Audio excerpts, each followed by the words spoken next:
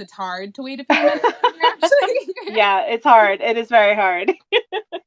Isn't it so funny, like, your difference in time when you're either not even just in front of a camera, but, like, in front of people speaking, like, just how different your time contortion gets? Yeah, you think it's like you've been talking for, 10 minutes and it's been 30 seconds. Yep. Oh, yeah. Or sometimes I'll get comfortable and then I'll be talking forever and I'm like, oh, shoot, I just used up all the time. Like, if I'm teaching a class or something and I'm having one of those weirdly comfortable days, I'll just be like, oh, and then we spent the entire class on the intro. My bad. See you later, everybody. Yeah, like, oops. Well, come back next time, please. Yeah, but it is like when you're speaking, I don't know, something happens. It's like the childhood thing we were talking about, time contortion. Oh, yeah. Yeah. What game were you Yep, playing? something that takes forever as a child. I was running my 5th edition D&D game for the Mastermind teens, as I always call them. I don't know if you remember Jalen and Sophia and Ben. I remember Ben. Jack. I remember Jack. Yeah, they're mostly normal. So we have a couple of new kids, but I love them all. They're so great. They're so good for my ego because they tell me how awesome I am all the time. Yes. Not the best. So, and like, I sometimes need people to tell me how awesome I am because like I don't believe it myself. So, you're so awesome. So they're just great. They're so creative and awesome, and we have such a good time. I think there's a couple of kids in it who are like annoyed that we don't do as much combat, but the other kids, like there's like one kid who's like, why aren't we rolling dice? And I'm like, because it's a story and we're telling a story together, and we don't do a whole lot of dice rolling because it. Yeah, but it's great. They're doing, this is like my most, I would call it my most experimental game because it's there's a lot going on. I set up the game as a like it's called a hex crawl. So like I gave them a big hex map and I was like, every hex has an adventure in it basically. Like it has a monster, it has a mystery, it has a puzzle, it has something. And they could just kind of pick and choose where they wanted to go and just kind of do all that fun exploration stuff. And so I had them they're from this floating island, and they're part of the royal exploration group of this kingdom called Aerie. It's mostly like elves and like non-human things. None of them chose to play a human, so I was like, okay, the kingdom you're from has like no humans in it. All the humans are from this like other country. And so they're going down to explore this. They're in this floating so they float on this sea of clouds. And one day there was like a big earthquake and these like portals opened in the clouds. No one has been able to go below the clouds. These portals opened, and the king of Aerie was like, we need to send people down to see what's down there because like we have legends of like Scepter, their island, coming from a land below the clouds, and it rose up into the clouds to like escape this big calamity. We need to go down and see if the world is still down there, because for the longest time we thought that there was no one down there. Oh my god. And so they go down in this hot air balloon and they find like a whole world that they've never seen before. I like that. And so they now I like that method. Yeah. Travel. Yeah. So they have a hot air balloon because the way I basically did it is like Scepter as a whole is like very steampunky, like magical.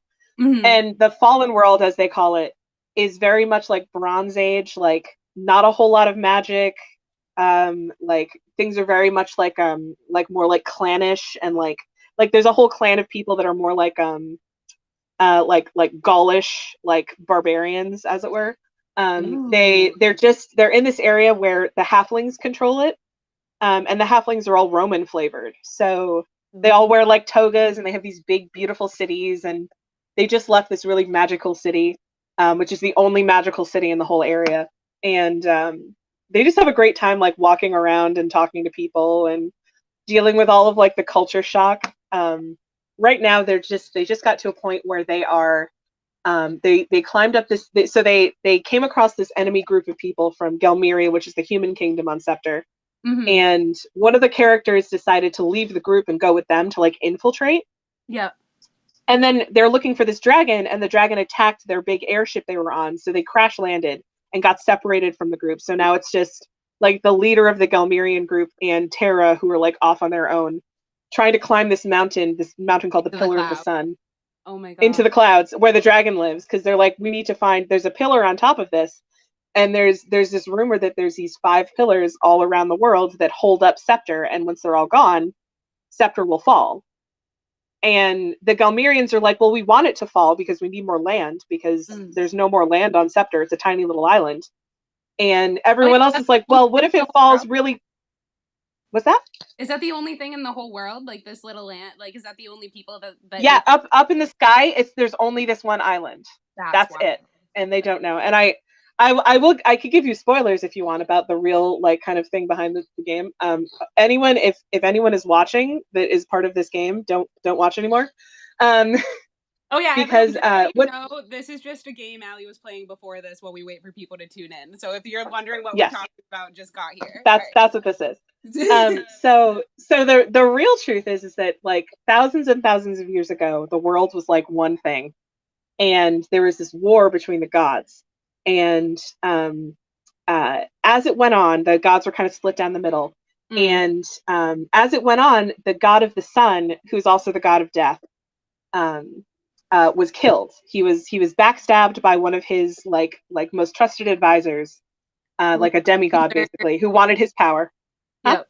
I said he got Caesar. Yeah, so, yeah, pretty much.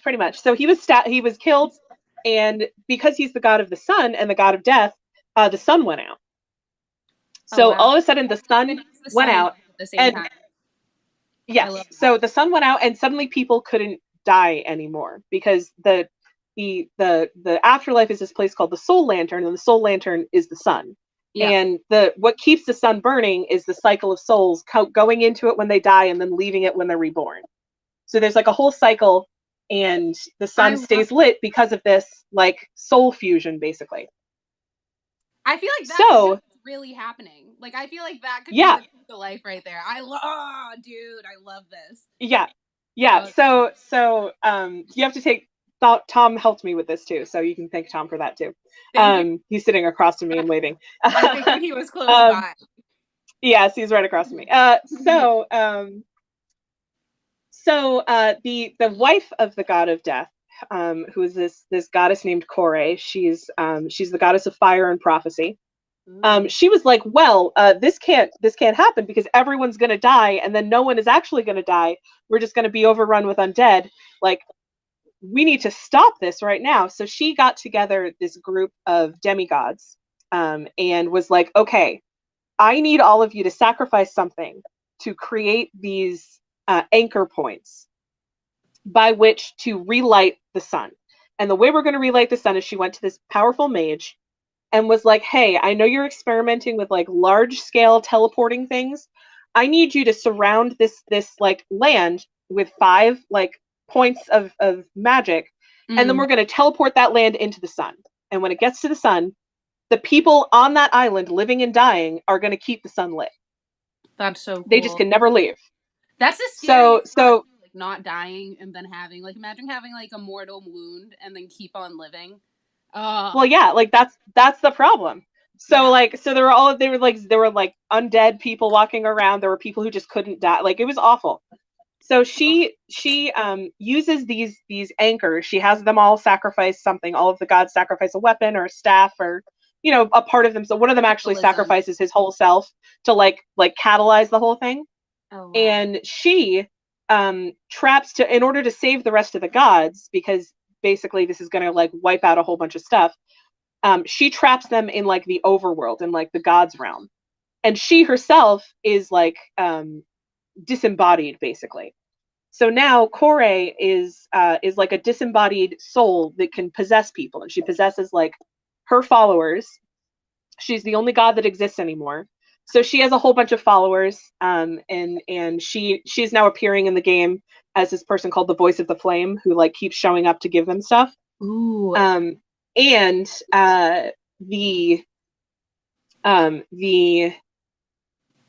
of like the demigods that sacrifice things are now the warlock patrons. So like they're the ones giving power to all.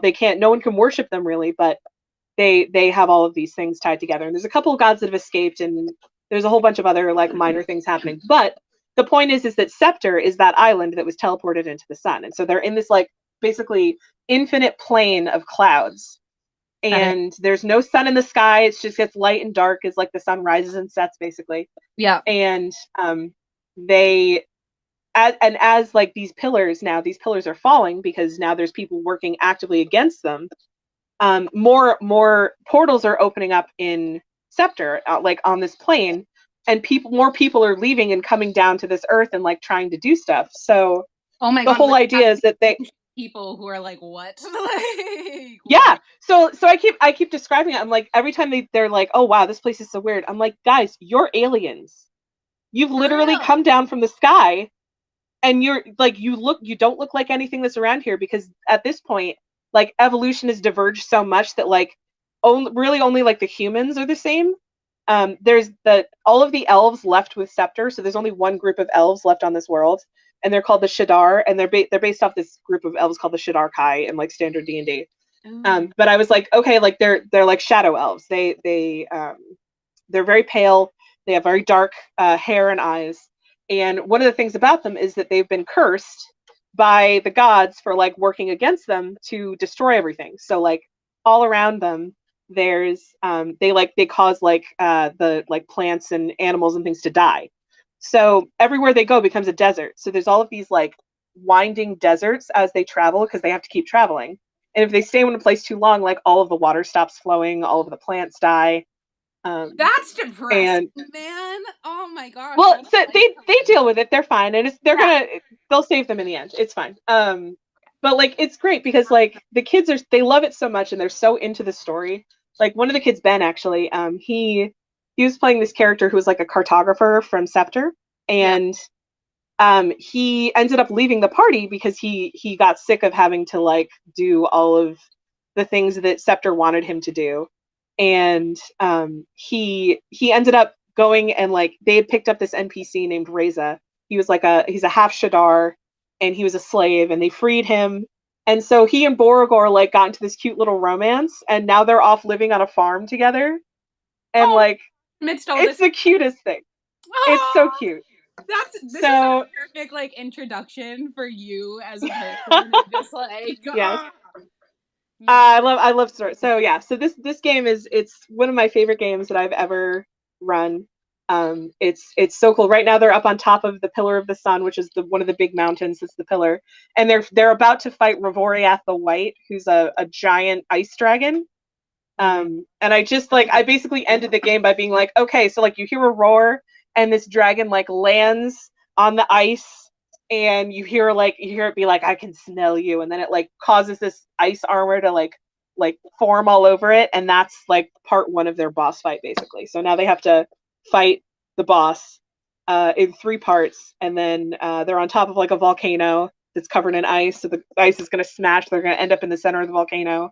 oh my god. I'm very excited about it. I have to Um, build her, but I'm do like you super excited about draw? it. Do you draw at all? Because I'm like I visualizing don't it all know. in my head. I'm Or very bad at that. Tom. I can write. I write a See, lot, and I can describe things. yeah. I am not very good at drawing. I can make maps. Maps are the only thing I can draw. You. So I've that's seen some of your maps. You make really nice maps, actually. I'm very proud of my maps. I like them. Beautiful. You I should mean, frame when them and have I a map room one day. I would love that. Oh my That'd god. be sick, right?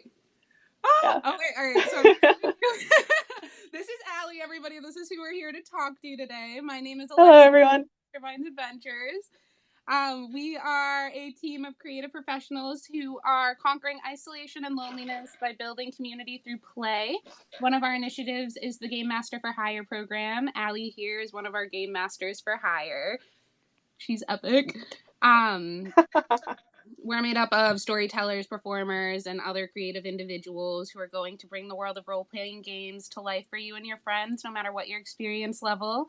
As I've said, today we're talking to Allie. So, Allie, I'm so happy to be here with you. I just love you. I And know. I've missed you so much. I missed you too.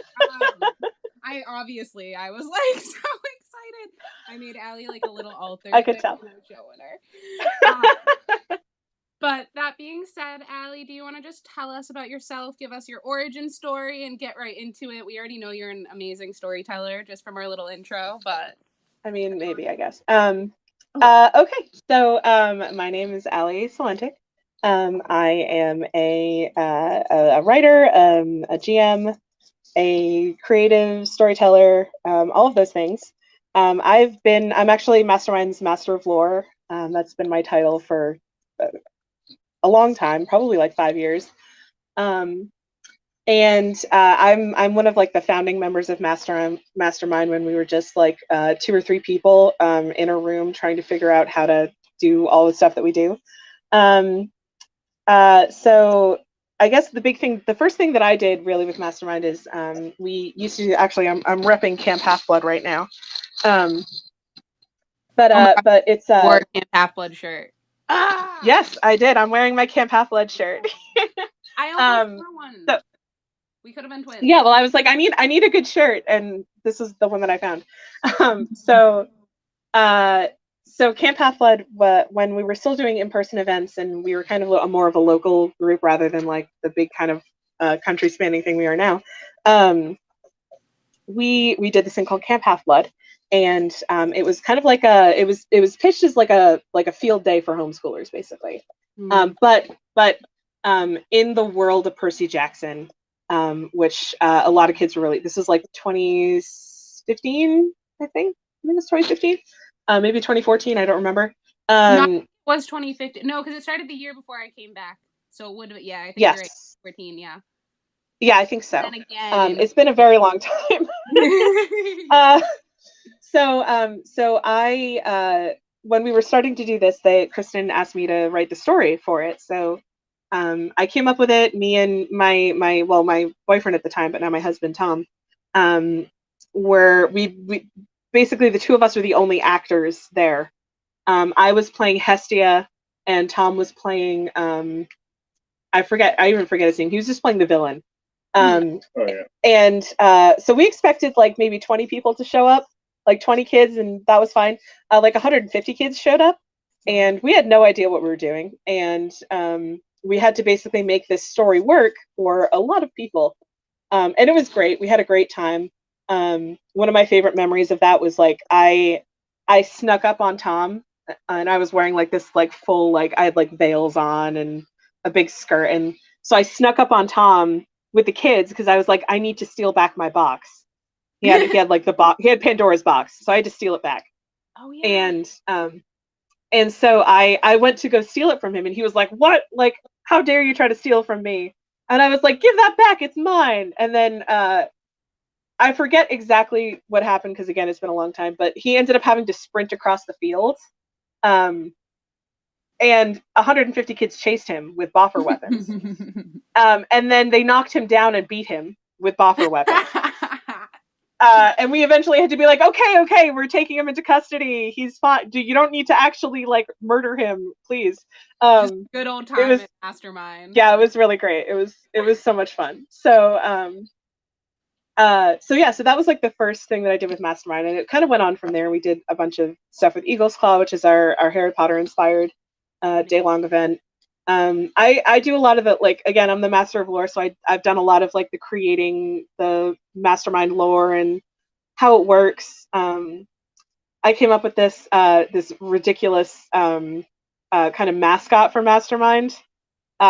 The reason why we're Mastermind Adventures is because this guy named like Sir Mastermind was like he's like a adventurer from the like 1880s. He went missing. He used to take people on these big tours, and he went missing going through one of his portals to like this fantasy world. And now like all of the masterminds are trying to find him, which is why we go to all of these different worlds and like bring kids there and help them like solve mysteries in them. So I love that. So more. I didn't that was my, and like it never really went anywhere. Chris and I were actually talking the other day, and she was like, we need a mascot, and I kept thinking about like this mastermind character you had. So I have to go through and actually like kind of work out the lore and make it work. But that's kind of that was at least what I always thought of when I heard like Mastermind Adventures. It was, this guy, like we were searching for this guy, and that's why we had to go to all these worlds, and we had portals and science things and fun stuff like that. But yeah, so I do a lot of stuff with Mastermind. I also freelance write, I guess in my spare time. I do. I've contributed to a lot of stuff for the Dungeon Masters Guild on for Wizards of the Coast. Mm. Um, so I did the first thing that I did was this project called Uncaged, which is it's 4 volumes. They're all adventures, and they're feminist adventures based around female monsters. So um, my particular story was about a dryad, which is a traditional female monster in D&D. Usually they tend to be more like the seductive, like beautiful woman with leaves in her hair. Mm-hmm. And mine basically was she was traumatized and turned into like a vampire creature. So she was just murdering people. It was a lot of fun to write that. Very cathartic. um, Channeled a lot of but anger like on that one. yeah. My when I write, I tend to do a lot of I like to be very inclusive and very uh I don't even know how to really say it. Feminist, I guess. Mm. I mean I like to D&D, and in particular D&D, but role playing in general has been such a male focused and dominated thing forever. Mm. And I now it's great now because D&D has gotten so popular that more women and more um, just not non men, I guess, is probably the best way to term it, are really getting involved in writing things and working on things, and the art is getting better and more inclusive, and the writing is getting better and more inclusive. Um, so that's kind of my philosophy when I'm both running and writing things. Is inclusivity is really important to me. For Representation is really important to me, and particularly like bucking stereotypes, um, either like the kind of derogatory feminine stereotypes that tend to crop up a lot, like the beautiful elf princess in the bikini, and yeah. the barbarian wearing a chainmail, or like tube top, kind of stuff that isn't too progressive. Yeah, are inclusive to I like like to different types of Yeah, people. like I just like to buck those stereotypes, and um like being a cisgendered straight woman. I can't really speak for a lot of the other kind of inclusive things I try to do, but I do try to like include a lot of like non-binary or neurodiverse characters in my games, just for representation. And a lot of the games that I run tend to be for teens or kids, and the great thing about that is that they're very accepting of a lot of like I mean Doesn't they're even cross making their the new world. mind. Like they're like, Exactly. isn't there So all these differences? Like it doesn't even come into yeah, their realm.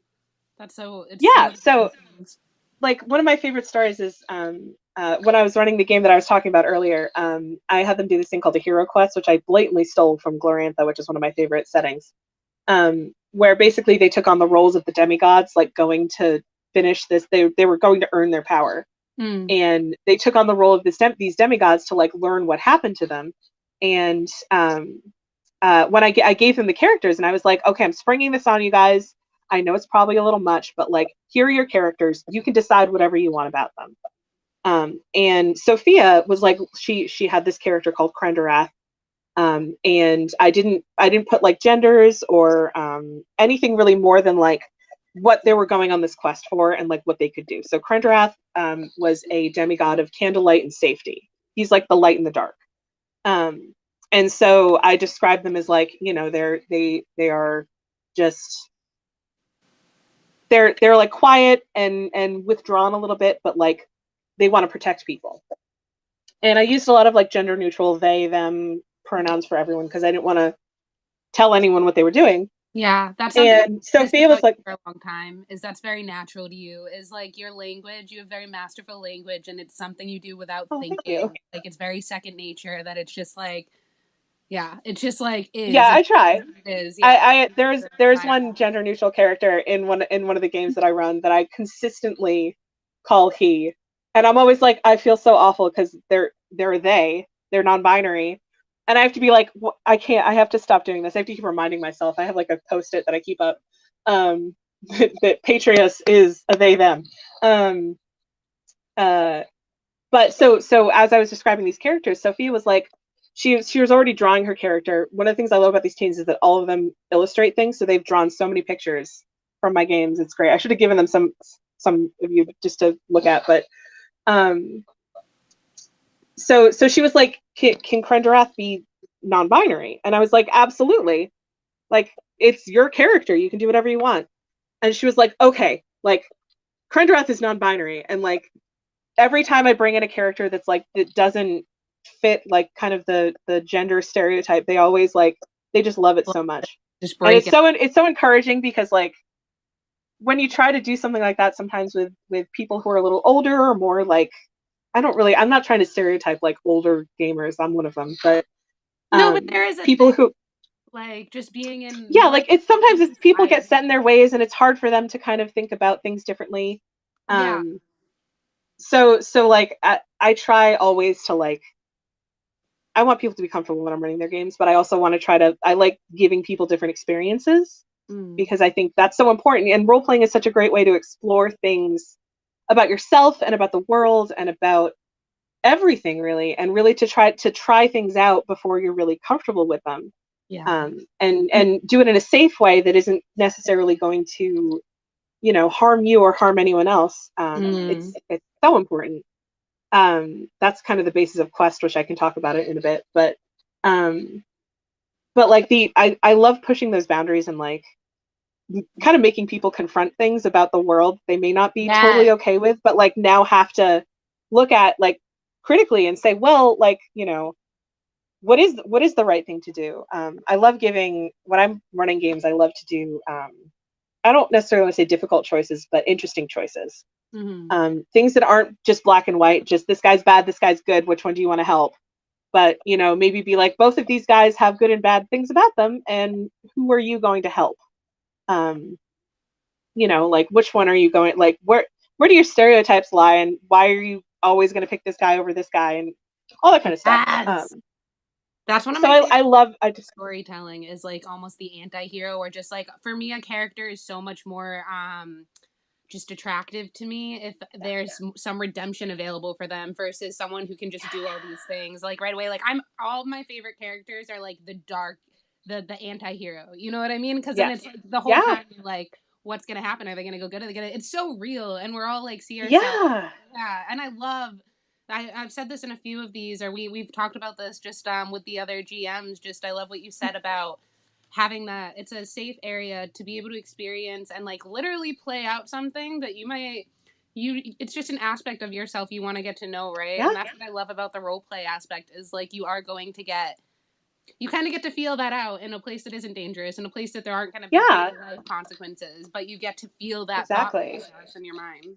Yeah, it's so good for like I mean, I've advocated this forever, but like one of the things that, I mean, I guess even before we started doing Campathlon and all that, like probably 10 years ago, I used to run D&D for Seth and his friends. Oh my God. Seth is Kristen's son. He's on the spectrum, and a lot of his friends are on the spectrum, or homeschooled, didn't have the best social skills, and Kristen and Jason asked me to run D&D for them because I was playing D&D at the time, and I was like, sure, let's do it. And like I would put them in situations that they wouldn't expect, and like make them deal with people that they didn't really want to deal with, and like have consequences to their actions, and but let them like practice social skills in that like kind of a safer space, just a space where if they made someone angry, well, at least it's not a real person, and they don't have to, they can look back on it and be like, well, how should I have handled that? What would be the best way to do it? And we can rewind time and they can try it again. And, like just giving them a chance to practice that kind of stuff. And like we would notice the difference in kids who were very withdrawn and didn't want to do anything, didn't want to talk, and suddenly they were like playing a character that was really good at talking, so they had the confidence to like step up and do things. And it's it's people don't think that, like, they think it's just a silly game, and it's how effective it is. You're just having fun, but it's so effective as even just like a therapeutic tool. That's the whole reason why we oh, sorry, I get way too no and cutting you off. No, this is a conversation. I love it. But that's why we used Quest, like to kind of, that was our idea, was that like it's a social skills game, but it's a game, and it gamifies those things that kids don't necessarily want to talk about or do. but if they're in a story and they're helping to create the story, it just, I don't know, it's something about it just like kind of unlocks that center in your brain that makes you like kind of feel withdrawn, and it Mhm. just makes you want to be like a more social person. I mean, I'm probably the poster child for that. I am not a social person at all. I get very nervous, but once I start talking about games and D&D and all of this stuff, like I open up. Yeah, So, something you're truly passionate about, and then with people yeah, who, well, yeah, it's definitely passion, absolutely. and that's like when you're talking about that group of kids in particular, like Seth, I can't imagine getting like the luxury of getting to watch like Seth grow as a person just from watching him. He's such a I'm not even He's kidding, such a well-rounded honestly like man. it's yeah, and Yeah, it's I D&D was part of that because after we stopped our game, he started running a Pathfinder game, and he's been running games since then, like he wouldn't have the experience that he does now yeah, without having like that kind of, and it's just great. It's like, it's that feeling you get when you're like an aunt and you're like, you've watched a child. I mean, like I used to babysit Seth when he was that's so like 4. weird. Okay, that Oh, is and Luke too. I used to like rock. Actually, they used to live in the apartment I live in now, and I used to like rock him to sleep on like in my grandmother's rocking chair. So like I've been around them obviously their whole lives, and to see them grow from like where they were to where they are now is like it's so heartwarming because it's like they're like I feel like they're my little brothers or my little like nephews. Kristen calls me her sister all the time, and like that's what I feel like sometimes is I like always feel like your you know sister. I forget that you're not, honestly. yeah, that Yeah, everyone thinks that. Yeah, yeah. no, we're cousins, we're just cousins, um Great but family. yeah, but I mean, Kristen's great, she's amazing. I hope she's watching this right now. I love you, Kristen.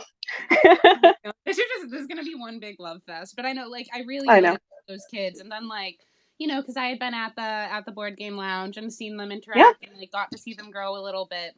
But I worked with Seth one summer, and I swear I have never taken so many notes on how to like conduct my behavior towards kids. And I mean, Seth is Hmm. younger than me, and he is leaps and bounds ahead in that. Yeah. Like, it's so impressive. So when you even say that there was a time of like, developing social skills and like all those kids, like it's just they're so amazing now. And I mean They all of are. them, and that it's like, All of them are like all of the kids around Seth, like Simon and Lucas and Abe, like all of them went from being kind of these like kind of shy, withdrawn kids into being these like just titans of creativity. It's just amazing. yeah, and the So leadership skills that just blow my mind. It's so yeah, like there's such an air of that's fairness and working and together, like and it's so, yeah, yeah, it's really just impressive. It's awesome to yeah, watch. it is. Yeah, so I'm glad that I could be a part of it. Mastermind is like one of the most important thing I think that I've ever done or that has happened to me. It's been quite a transition time moving from kind of the more in-person stuff into more virtual things and introducing so many new people to the group. It's been a transition, and it hasn't been necessarily easy. It hasn't been difficult either, but it's been a change, and I'm just glad that I get to continue to be a part of it. I mean, I mean, I'm getting a little sentimental now, but like it's so important But to me, and what Mastermind does is so important, I think. And I'm glad that more people are getting to experience it now, just to be there and be a part of it. So yeah. And it's really cool to see that during this time period of coronavirus and a time that so many people have or it can just be taken to just darkness, dark areas. It really has. yeah, I feel like Mastermind has stayed glowing and has even grown in this time, and that makes me. It's just so. It's yeah. such a good feeling to know such Well, a genuine group of people are like still there, yeah, late and growing amidst all of this. yeah. Like battling isolation. Like, I mean, I think that's an important thing, even in the best of times. But like in a time when we're physically isolated from each other, Yeah, having a chance to like just sit down and play a game with your friends, even if it's virtually, is so important, and it's so great just to know that like we can be a part of that. We can help facilitate that. So yeah. It feels very in alignment, just working with these people, and just it yes, feels, it, yeah. So that every actually. single like Oh no, okay, go ahead. go ahead. No, No, no, no, go. no, no, I was you gonna go. transition, so I want to hear what you have to say. No, well, I was gonna say that every person that like I helped interview for the Jam for Hire program, and like all the people that we pulled in who have been masterminds and like have like kind of officially joined the crew, like every single one of them, I was always like, they're all so amazing. They're all perfect for this. Rock Like, stars, just rock you stars. know, like yeah, it's so interesting to see that, like, because you know, like you can feel like you're in an echo chamber, and you when people around you agree with you all the time because you work in sync so well. It can feel sometimes it feels like, well, does everyone feel like this? Are we actually hitting Is important this things? real? Is this really real life right And now? to see so many people who like want to be a part of this and fit so well into the group Yeah. is just like it's so heartwarming. But we are so different. Like, that was my favorite thing about being at the board game lounge when we were all together. And I Yeah. mean, now doing these interviews, like, everyone is so saturated with awesomeness and things that I can pick apart and be like, oh, this part, because, you know, there's different Yes. parts of yourself. And it's almost like each person is a doorway to that part of yourself that you get to, like, just be with that for a while. Yep. But Yep. I mean, I just remember we're characters. We're a group of characters, and I remember the people who would come in. Like, everyone had vastly different experience in life, different places they had been. Oh Some of yeah. them were into history and didn't care a lick about like games and whatnot. Some of them were into like sword fighting and then role playing, and then there was funky like, you know, there was the littles and then the stuff I did, and it's like, even me, I feel like I have a different areas of like what I engage with typically, as opposed to like you guys brought me into the world of gaming, you know, I wasn't into that Yeah. before, but it still felt like such a right mesh, like it, and I think Mm-hmm.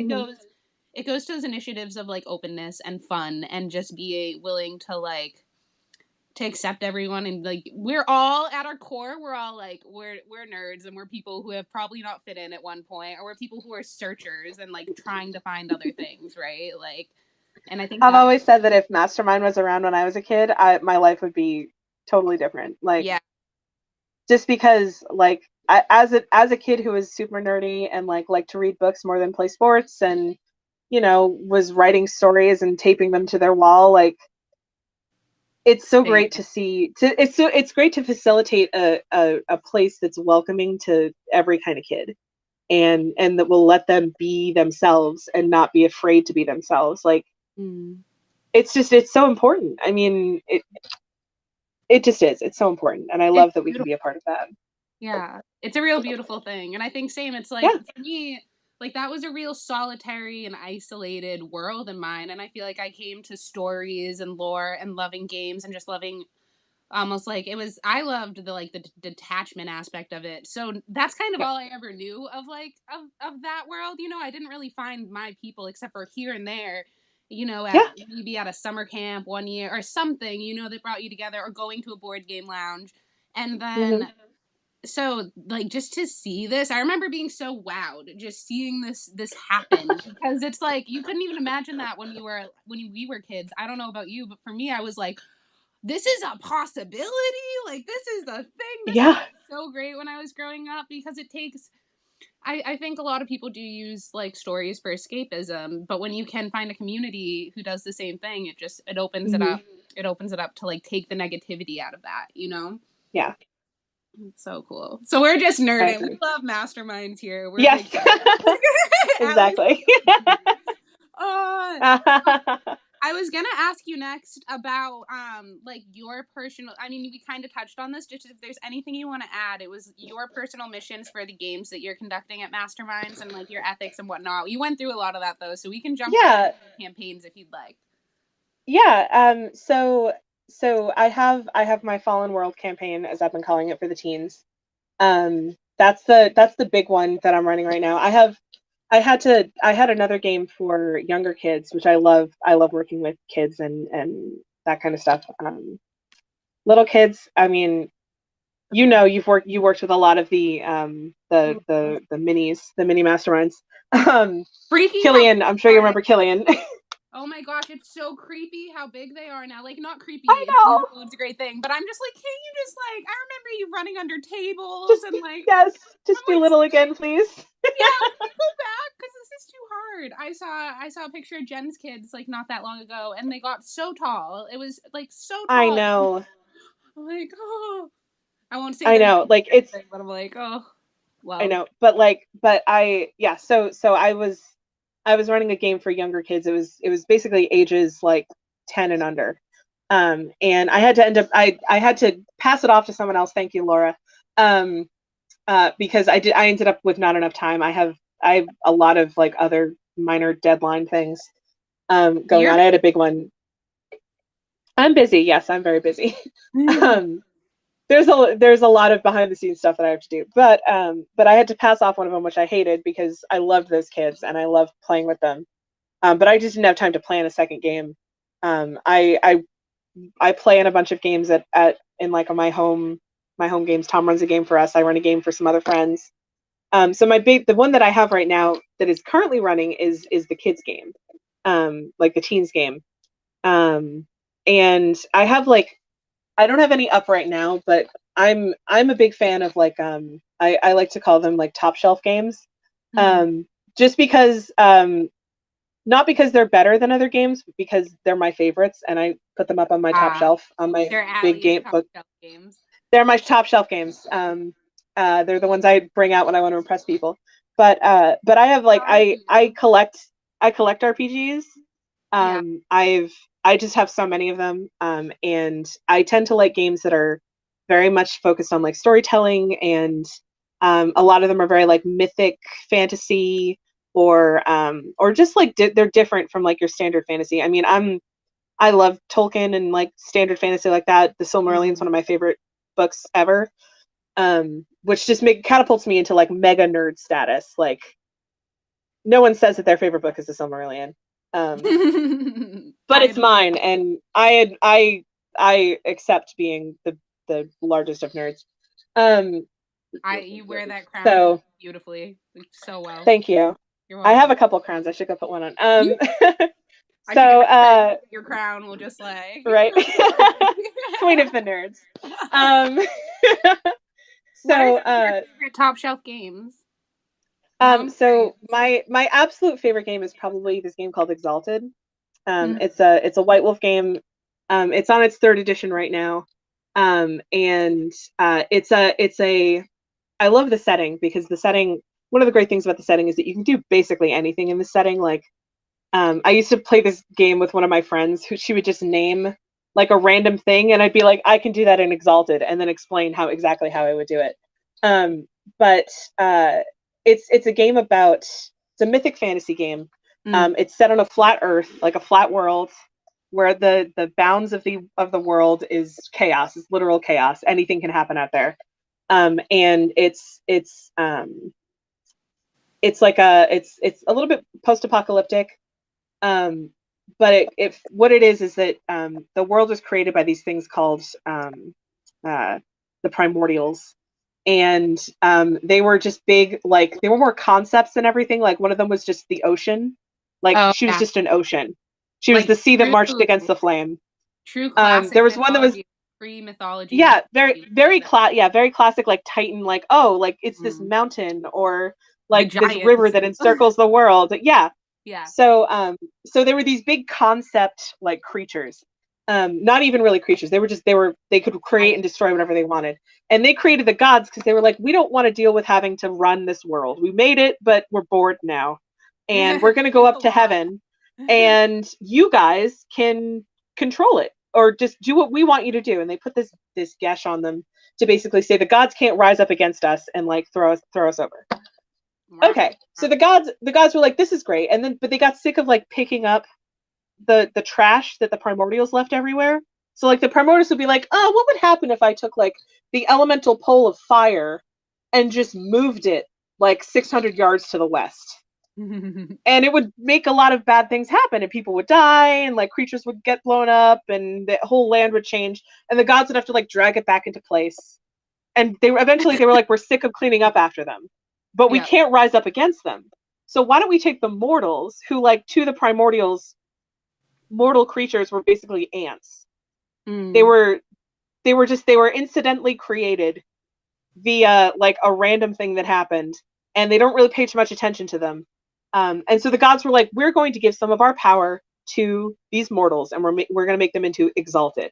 They're basically like, they have the power of the gods. There's the god of the sun, the goddess of the moon, the 5 goddesses of the stars, and then the goddess of the primordial of the earth who joined the gods because she was like, I hate that they keep wrecking my body.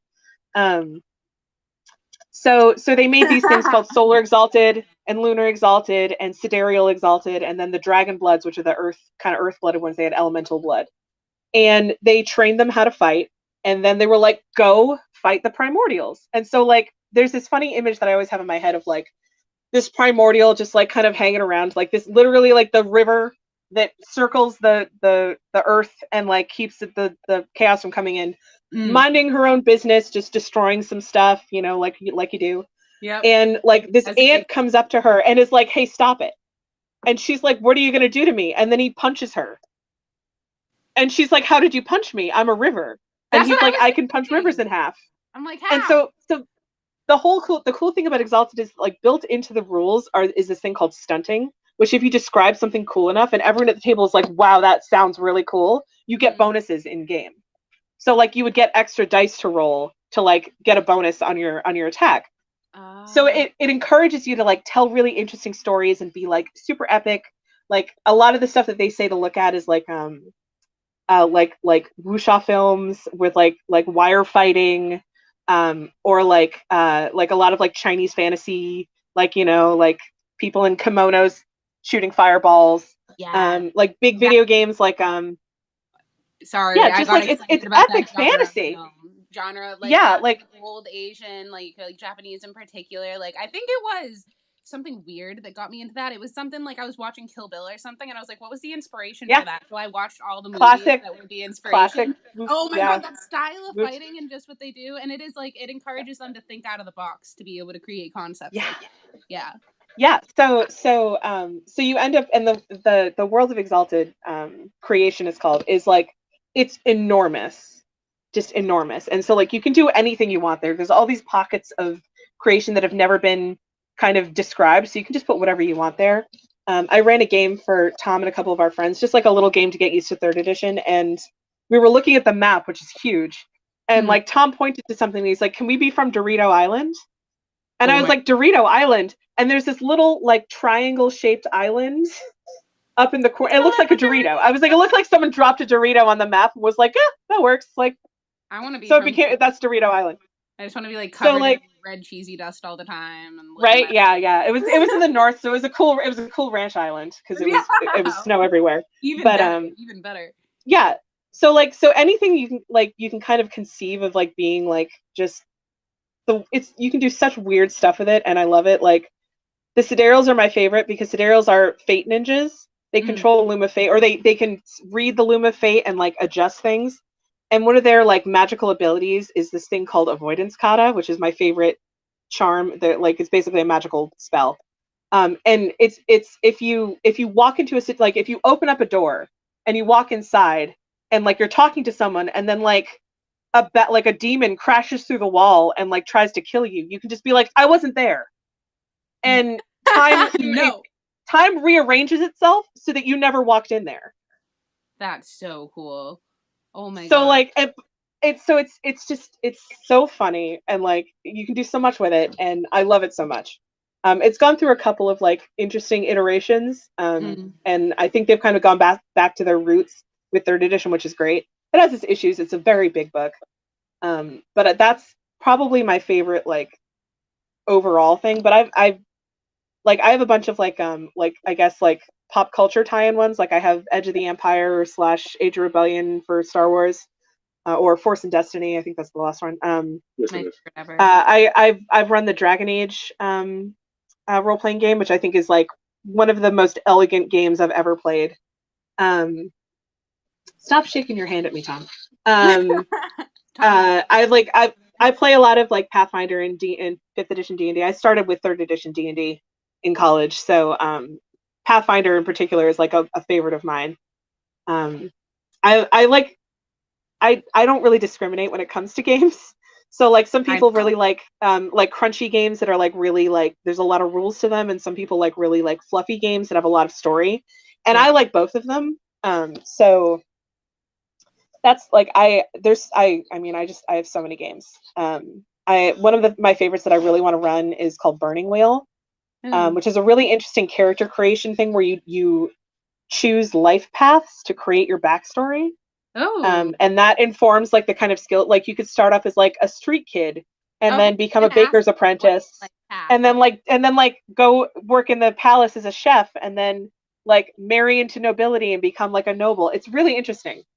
So I really like that aspect of like that creation. And then there's a spin-off of Burning Wheel called Mouse Guard, which I don't know if you've interviewed Sarah yet, but she's run like a 3-year campaign of Mouse Guard. Basically, you're a mouse. It's Redwall. If you've ever read the Redwall series, which I was obsessed with as a child. I haven't. Hold on, write it down. Quick side note. Have you ever read the Yes. Chemical Garden trilogy? No. Okay, that had I'm similarities gonna write that down. to yeah, okay. I'm gonna write it down. Like This is what we're doing. This is an interview, right? Yeah, totally. We are on point. We're doing really well. We've hit everything. Yes, there we go. I knew this was so yeah, so like, and I was thrilled about it. So I don't even. Yeah, I would say like the one game that I've basically said I'll never play again is Shadowrun. Not because I don't like Cyberpunk, but because I think the game system is very it hasn't been remade. I have a lot of thoughts about it. It's probably too much to get into now. Yeah, stop staring at me, Tom. 6th edition is out. Yeah. So oops, sorry. I'm like, no, go ahead. Go. All go, over. go. I get like so. You're the one conducting the interview. I know, but I don't want to stop. Like every time I'm like, no, I want to hear now. No. I get more and more questions, and I lose them as I go on. I'm gonna start taking notes. Fine. But yes. So, as someone who has done different generations of games, what do you think are the positive and negative aspects of traveling through those worlds? Like, what helps you as a game master, and are there any things from doing that might like hold you back?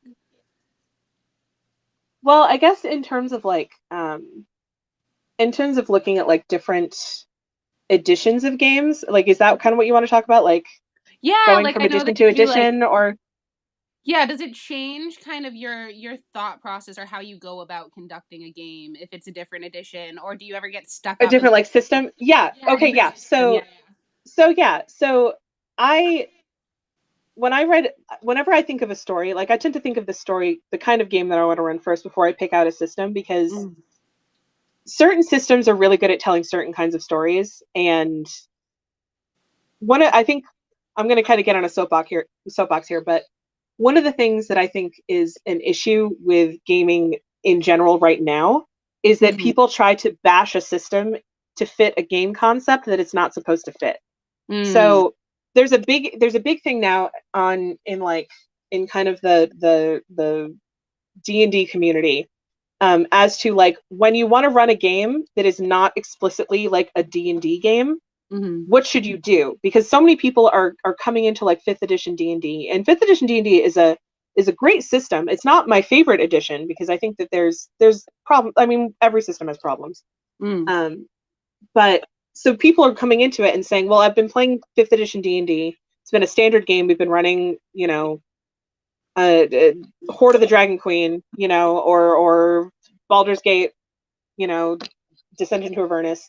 And now we want to run like a modern game about like everyone has got. It's like a modern fantasy game or something like that, and they're like, great, we're going to use D&D, but we're going to completely homebrew everything about it to make it fit that genre.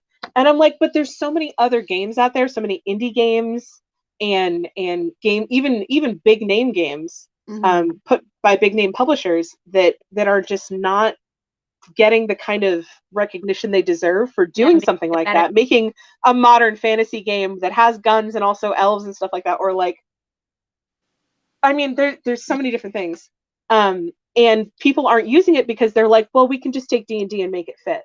Yeah, you get comfortable too. And so comfortable with what you're used to and what you're like, well, there's already a great audience for this, so let's just suck it into anything. But there might be something. And like, and my opinion is like, do whatever you want. Like, don't stop yourself from doing something just because you don't feel like the system you're using doesn't fit it. You can make it work. You might have to do more work. But the other side of it is that you should branch out a little bit. You should try something. Like, don't not try a new system just because you don't know it. Because like at one point you didn't know D&D, and now you know it well enough to try to bash something into place. So, you know, like, don't ever let the system stop you, but don't let the story, like, don't let your own, I guess, comfort stop you from branching out and trying a new thing. Yeah. So I like, think so when I'm thinking that. about a story, like, I think about the story that I want to run, the type of story I want to run, and then think of the system that might fit that best. Cool. Like, I run a game for my friends in this system called Scion, which is where you're basically playing demigods.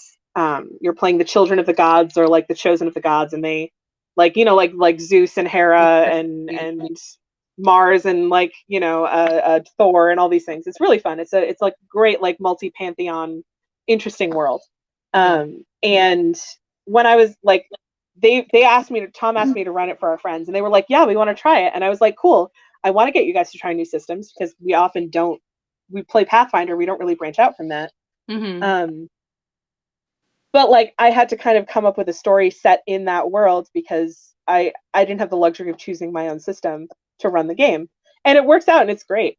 But And you I love know it. so But like, that many, was, so you're probably like, we could be well, doing that's this. the other thing too, is that, like, I read RPGs for fun, and like, I love doing all that stuff, and I love doing systems and homebrewing stuff. And I mean, that's part, my freelance career is basically around homebrewing and writing adventures and coming up with stats for things.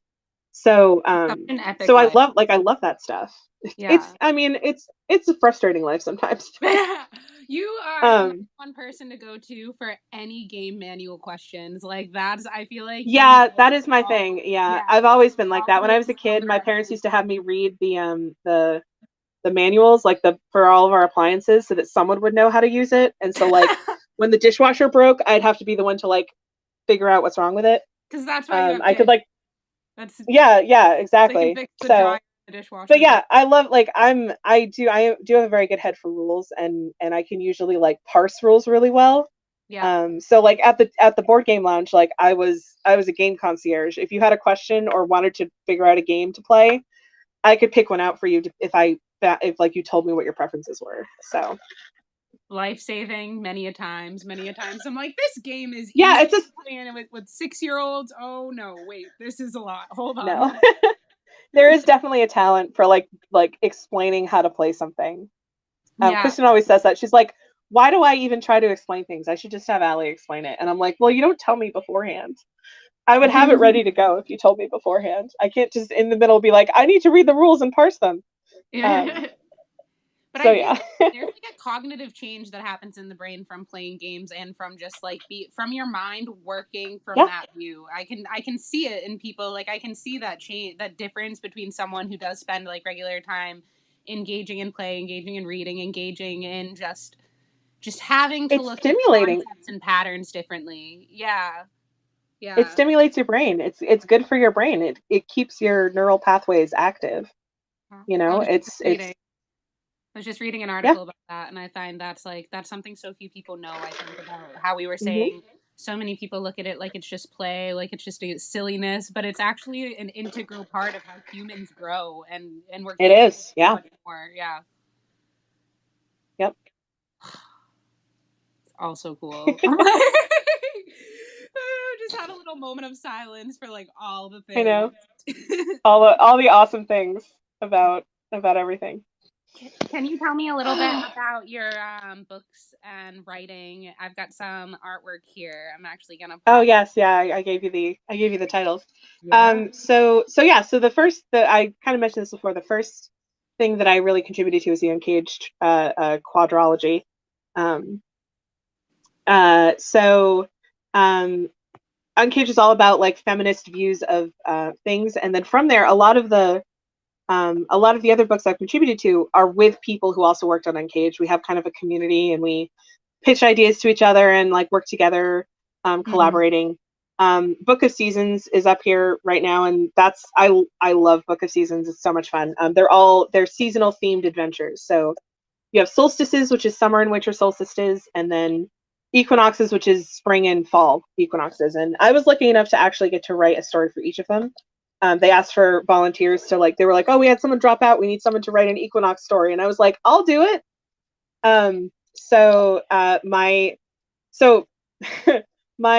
the solstice story I wrote a winter solstice story, and it's probably one of my favorite adventures that I ever wrote. I mean, I say this about a lot of my adventures, but this one in particular, it's called Pearls Before Swine, and it's a knitting adventure because I like to knit. Um, so in it, it's like a first level adventure. In it, the players come to this town after like getting hired by the local priest in town, who's like, we have a witch, and she cursed our village. We need someone to fix it. And when they get there, they find that like most of the adults that aren't hiding have been turned into like animals, pigs and rabbits and cats and fish and all of that. It's wintertime, and like there's just all of these like animals running around. And so they go to the priest, and the priest is like, you need to go talk to the witch or stop her from doing this because she's ruining our lives. Chaos is everywhere, and she's like a fey witch. She's ruining everything. And so as the players kind of go around the village, they like help solve problems. They talk to some of the villagers, and they like eventually they get to talk to the witch, and the witch is like, oh, well, I didn't curse anyone. I sent them all gifts. I knit them all like winter clothing, hats and gloves and scarves, and I had my fairy friends drop them off. So I haven't been down there since then. Like, what happened? And so they tell what happened, that like there's pigs running around everywhere and people are getting turned into things. And she like calls all of her fae friends together, and she's like, what happened? You And trickster. they're like, well, we gave all of the presents to the people and everyone liked them, but then the priest was like, these are gifts from the witch, and she's bad, she's evil because she's chaos and I'm order, and so you need to throw them all out because she's clearly going to do bad stuff to you. And so all of the adults got so afraid that they were like, okay, we're going to throw them out. And they gathered up everything and they threw them out into the woods. And the fairies found this, and they were like, our like good friend, our old lady friend, yeah, spent so much time working on these things, and they just got thrown out. No one appreciates her. We're going to force them to appreciate her. And they start turning everyone into pigs and rabbits and foxes and things like that. I knew they were at the core of it. I knew it. Yeah. So in the end, like they release the curse. It's the funny thing is that they have to take the discarded like hats and scarves and things and go find like the pigs and put them on the pigs to get them to stop being pigs. It's really fun. But like the moral of the story is that most of the children in the town, yeah. So that most of the children in the town actually are like, no, we like the old lady. It's like, she gives us candy. She's really nice. She like helps us build snowballs and snowmen, and we love all this stuff. So like all of the fairies are helping the kids play outside and like build snowmen, and there's a point where you can get into like a snowball fight with some satyrs. And so like there's two ways to approach everything, to be like either, oh, the fae are bad and we need to stop them, or like maybe we should try to see both sides of the story, and that's like kind of the story there. Yeah. I love that open the perspective. Like we can take this one way, we can take it the other way, but that's, you get to explore this vast array of perspectives, and it doesn't mean anyone is right or wrong. Yeah, exactly. Like there's multiple ways to approach it. Yeah. The one I wrote for Equinox is I call it my back to school adventure, because everyone, like, so I was writing a fall adventure and everyone was like, oh, fall, Halloween, write a Halloween story. And I was like, I don't want to write a Halloween story. Like, I'm not a person who loves Halloween. I just, really, it's not my thing. Really, yeah, I know. Well, like blasphemy. And dress up all year long. So I guess. Yeah, I mean that's also part of it. Yeah. So I was like, I don't want to write a Halloween adventure. So I started thinking like, oh, maybe I'll write a back to school adventure. And what about back to school can I make about this? So I came up with this story where I basically, if you've ever seen, I forget the name of it, like like the Skull and Bones Society, like the secret societies of like colleges. So it's basically it was a story themed about that. And it was basically this like group of disgruntled students who wanted to destroy the college they were part of because they were so in debt to the college that they were like, our lives are ruined. We're just going to destroy the college, and then we won't have to pay back our student loans. And so, let's see. so they were summoning this demon, and in the story there's it's homecoming, and they go to this festival, this homecoming festival, and in it, like, they meet someone who's like, my sister's gone missing and I don't know where she is. Like, the last time we heard from her, she was like doing really badly in school and she was going to get kicked out, and we need to find her. So they go on this adventure where like someone gets kidnapped and they have to find like this secret maze, and they get down to the bottom and they have like 5 minutes. You start timing them from like the point where they enter the maze, and every time they take a wrong turn they lose time. And eventually they get to the bottom and they have to fight this cult and stop them from sacrificing someone to summon this big monster. And my favorite part is that, and I'm kind of playing up my own part in it, but in the end, the idea is that like the good ending is that they stop the summoning, then they don't, the demon doesn't get summoned. But the bad ending is they're just a little bit too late, and the demon gets summoned. And then I was like, they have no choice but to run, because it's built for 7th level characters. Yeah. And the monster that they fight is like level 21, like it's CR 21. Then no chance. It's what's called a Garistro. It's a big demon bull. And so I'm like, yeah, okay, like they just have to run because the school's done for. It's this massive creature that just starts destroying everything. Yeah. And I put in my author's notes, because at the end of every adventure, there's usually a space for author's notes in these books because they're collaborations. Mm-hmm. And I was like, if anyone has run this and their players have not stopped the demon and they have to run away from it, please find me on Twitter, because I really want to hear about that, because like that I have to know. I wanted that to happen. I wanted it to happen, but I crave the chaotic endings as well too. Like, I kind of love when everything is just like flip the board. Everything just goes crazy. Yeah. Yeah, it's the best. I think we had a couple instances like that at Eagle's Claw, where it was just like we had intended these little side quests to go a certain way. No plan survives. Yeah, no adventure survives contact with the players. No. Just because it's impossible. So I also, one of the books that was shown there was it's called Friends, Foes, and Other Fine Folks. And it is it's a collection of NPCs. So one of the things that a lot of the people that I work with, a lot of them are women or non-binary or LGBTQ or neurodiverse. The uncaged community is amazing. I mean, the D&D community is amazing in general, but the uncaged community in particular is amazing because there's so many different views and so many different aspects to things. Like, I've learned so much about just people and like interacting with people that I normally wouldn't have had the chance to. Mm-hmm. It's kind of amazing. Like, I'm blown away by just the stories of some of these people. Yeah. It expands your realm of possibility for gameplay when you have those. It does, yeah. It's maybe a better player and a better GM just by hearing people. Like, there was one point where I was writing a story with a non-binary character as like the center point of it, and I was like, is it themselves or themself? Like, I couldn't figure it out, and I looked it up, and I was like, there's two worlds of thought about it. Yeah. I'm not non-binary. I'm not going to make that choice. So I actually went to there and I was like, hey guys, what do I do? Can someone weigh in on this? Because I'm not qualified to make this decision. I feel I just need someone to like tell me which one you use and which one you don't. And it ended up starting this amazing conversation where everyone's like, I never thought about that. Like, someone's like, I'm non-binary and I don't know which one is right. Are they both right? Which one is better?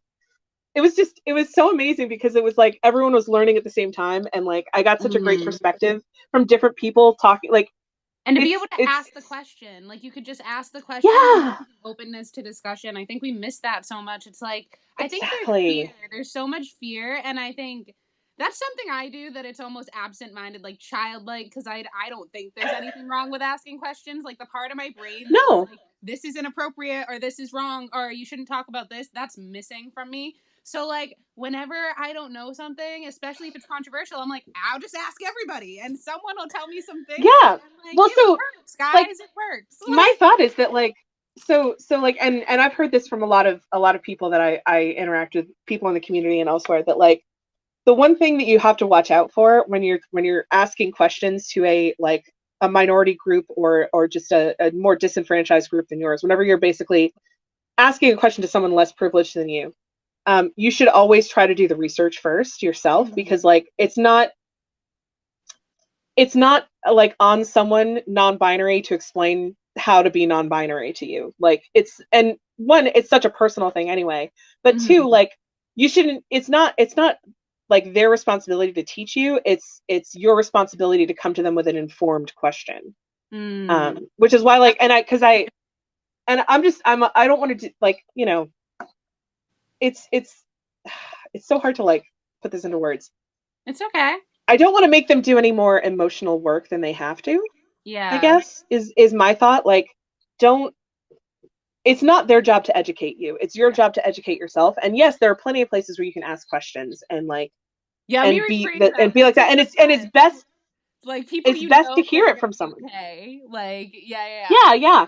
But it's not on, like, you shouldn't ask people to explain their lives and how they live, because like it's their life. And two, everyone's perspective is unique. One person, like if you're talking to like one, like, you know, like gay man, and then ask the same question to another gay man, they're probably going to give you two different.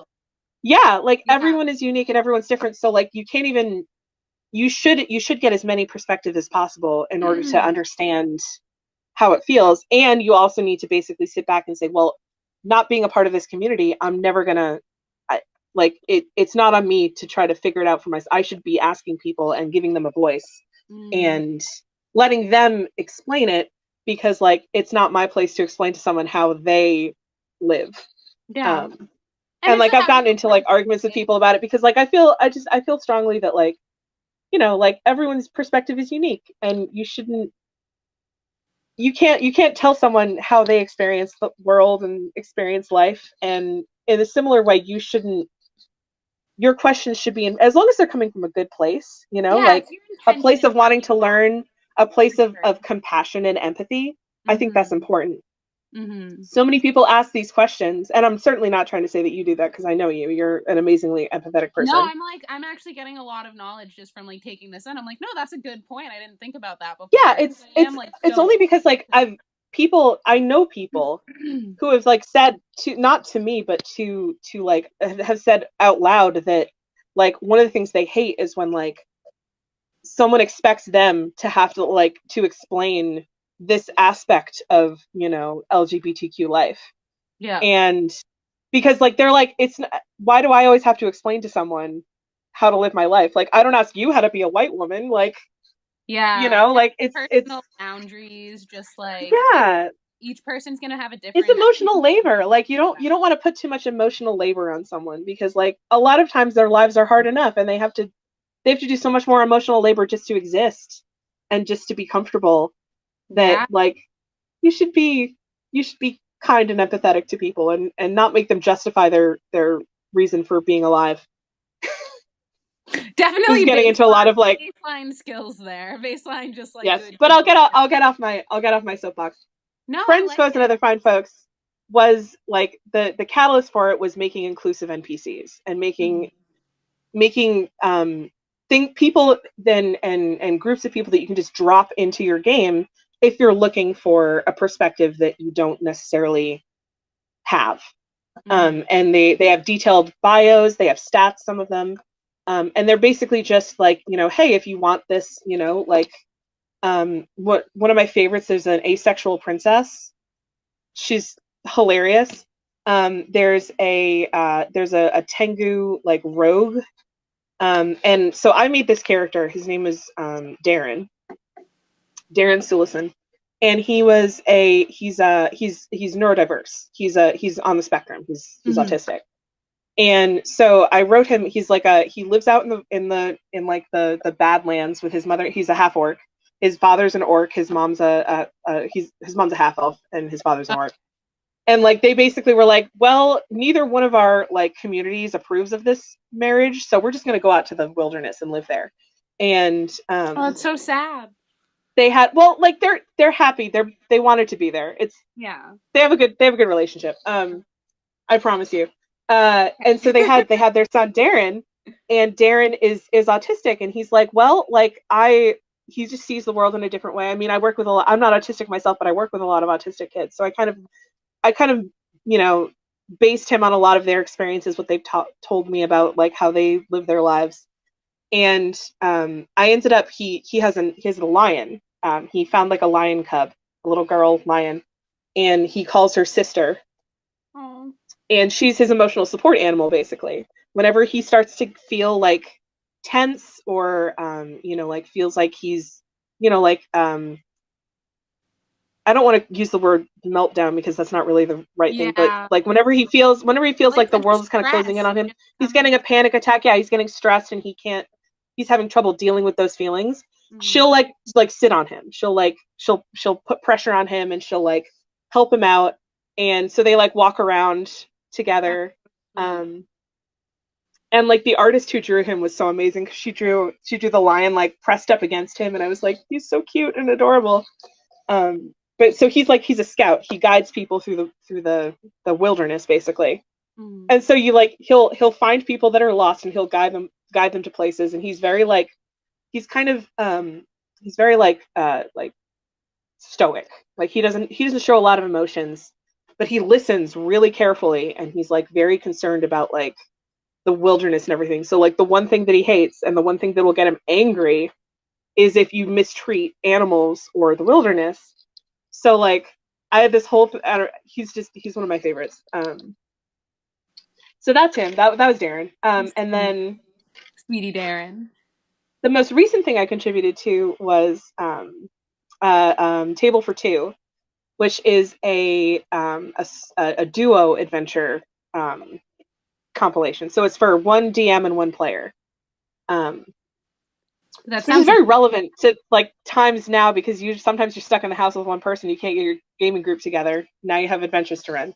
Yes. So I wrote this story called The Heist of High Hill, and it is it's actually based on a session that my husband ran in our home Pathfinder game, which we affectionately call the hand job.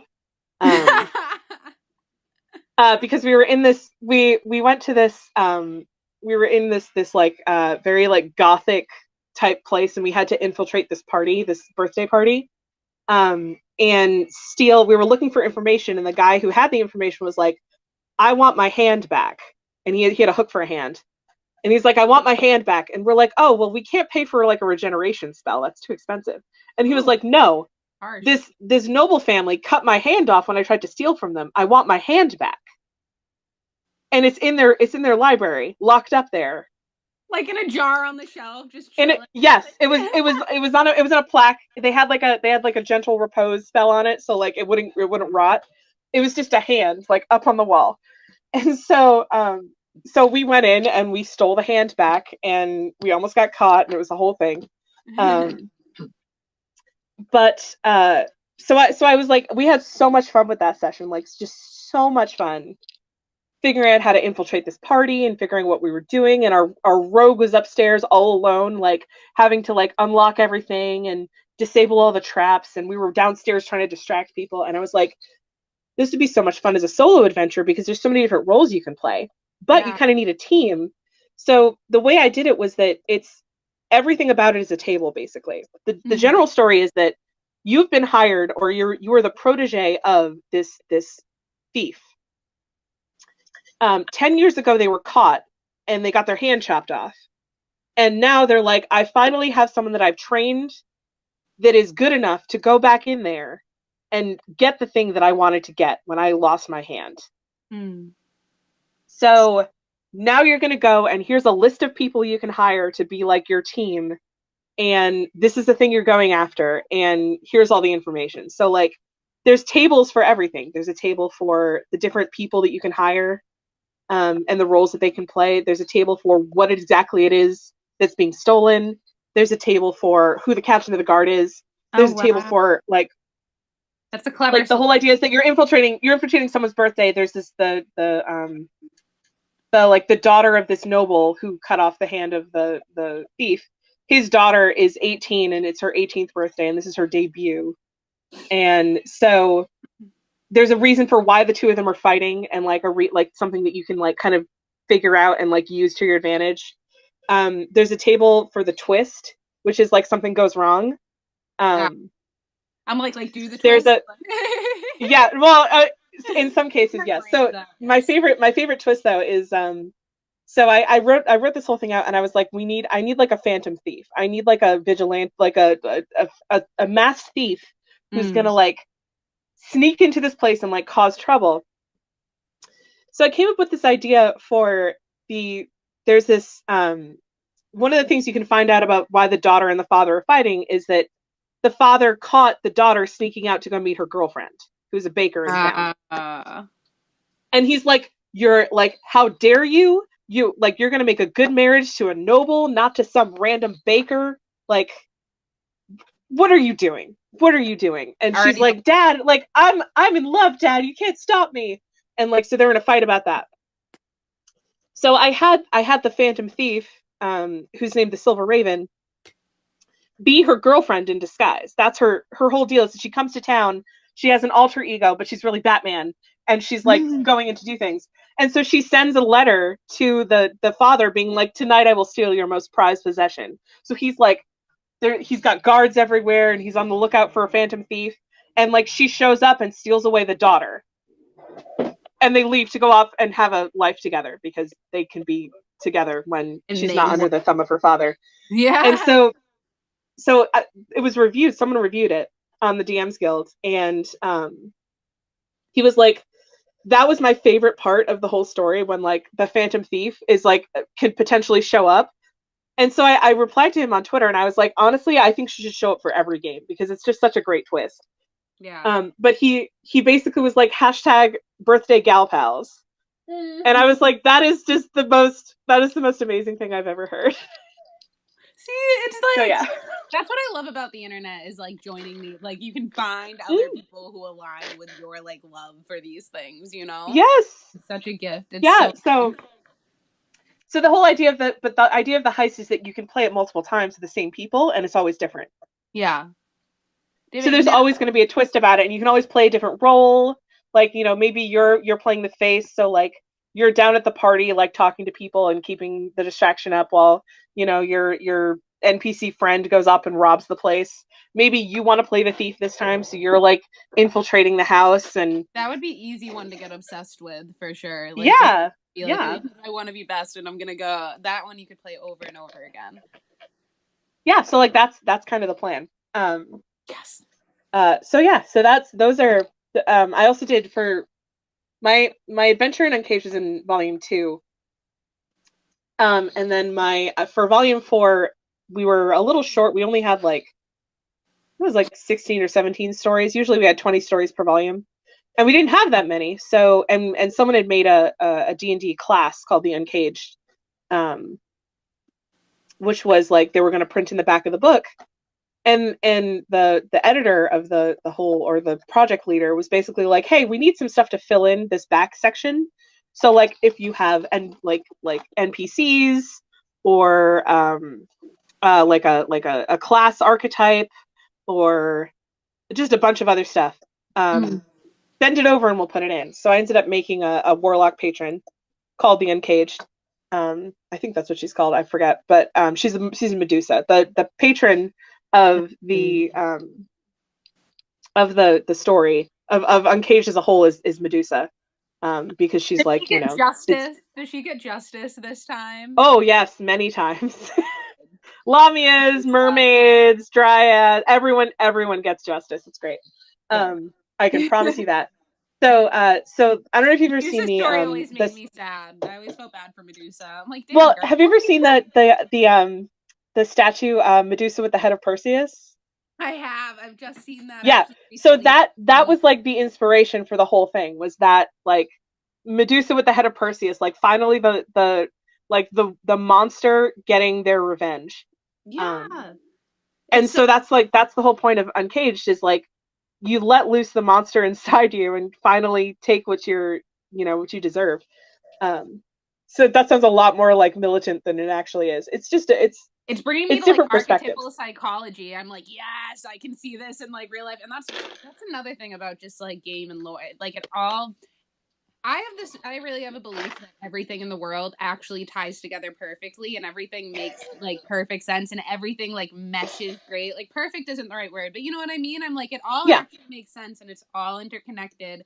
And I can really see like just between different things that we all gain inspiration from that we think are different, that actually stem from all of these same like archetypal places. And I mean, it's the most obvious in storytelling and in games and in lore, right? And mythology, but it's so just, you learn about yourself, man. Break yourself wide I know. It's great. Oh my goodness. Well, Allie, this is my longest interview yet, and I am here for Oh, really? Yeah, it's great. We're at I said 125 minutes. Oh my gosh, we're at an hour. And oh no! Oh, I hope not.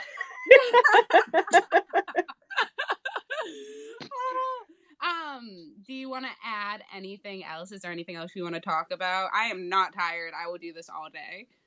I know. I'm trying to think if like there's anything else I want to really talk about, aside from just saying that Mastermind's amazing and everyone and Alexis is amazing. Thank you, Alexis, Allie, you're for amazing. for this. You're amazing. I know. I miss you so much. The energy you're giving me right now. I was so excited to see you today. I was actually having a little bit of a rough morning. We put my dog down today, and just like little. Oh no! I know. I'm so sorry. But I wanted to like be doing something, you know, and I was like, I'm so happy I get to talk to Allie. I'm so excited. I'm glad I can provide. Anytime you want to talk. I know we need to do this. We're gonna have to do like virtual, just for we've shared Definitely all the things that we want to do. Like I know, fun stuff. I know, right? Like other people. Yeah, there are many things to come. Allie is a woman of many talents, as you have seen, and she is like the most epic storyteller. Has the biggest heart. Is gonna make everyone feel so included, and she's never ever going to make you bored or make you hit a wall that you cannot get past. She is incapable of that. Oh. So, do you have anything else to add, Allie? If you want to follow me on Twitter, I guess. I rarely post, but I kind of need to increase my engagement if I want to sell books. So my Twitter handle is @theuselessbard. @theuselessbard. Any weird spellings or just as is? Nope, it's just I am the useless bard.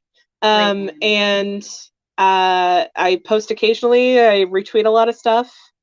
And I probably need to do a pin tweet with all the stuff that I have out there so far, because being on social media is not something that's natural to me.